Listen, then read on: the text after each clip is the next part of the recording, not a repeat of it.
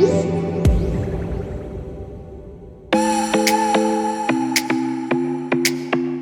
a year and a half ago, we saw the very first Hisense Laser TV. Now, we call it a TV because it has a tuner in it, but as you can see, it's an ultra short throw projection system, and we've actually done a review on that.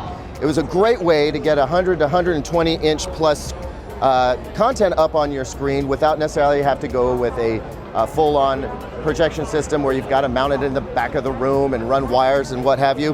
Well, Hisense has slowly been upping the game. They have a dual laser version, and what you're seeing right here is a 3 laser version. It's an RGB laser TV, so a laser for each color source makes for an incredibly bright image. There is nothing else out there like this. You have to go over $1 million to get an RGB laser fueled projector. Hisense is going to have this for somewhere in the neighborhood of $16,000. That's with the screen.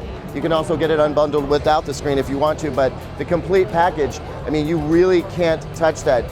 There are 98-inch TVs that we've seen here that cost in excess of $20,000. So when we talk about getting something this massive on your wall and something that convenient, that's pretty remarkable.